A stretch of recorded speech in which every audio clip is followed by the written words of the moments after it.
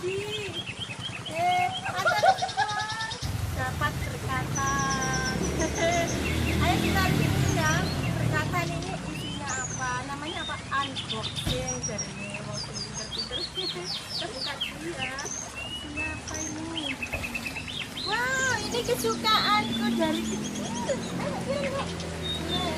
Ayo, ini kesukaanku ini tape ketan. Ini ada roti, ada saus dan lain sebagainya. Terus wow, ini ada berkatnya sate. Terus ini rendang dan lauk pauk lainnya, ada apa? Rendang tewel dan nasi tentunya. Itu satu. Apa ini? Nah, di sini tuh masih ada tradisi sehari-hari. Jadi kalau ada saudara yang mau punya hajat, selamatan weton dan lain sebagainya. Yang ini tadi bulekku mau berangkat haji untuk besar ini ngirim berkatan. Terus ini yang ada jajan pasarnya ini dari orang yang sedang punya gawe sunatan. Di antaranya ini rengginang, ini kucur. Terus ini namanya bidaran atau wedaran. Yang kayak ular kobra ini namanya pluntir atau titik-titik kipu. Terus ini namanya apa ya? Apa ini? Sarang madu, sarang heo. Terus ini kayak yang terakhir ini kembang gula dari kelapa muda. Terus yang paling ini nggak bisa ditinggalkan wajib ini benang dodol. Yang ingin aku review kali ini yang paling pokoknya adalah tape ketan.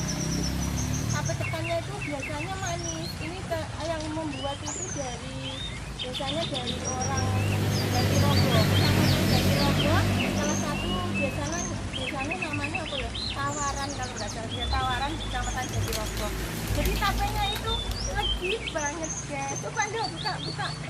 Diicip tapenya itu dari ketan putih. Terus untuk pewarna hijaunya itu ini menggunakan daun katuk ini hijaunya. Terus bungkusnya ini unik guys. Ini bungkusnya ini nganggo daun ploso. Daun ploso diincip dulu ya, rasanya bu. Coba dok.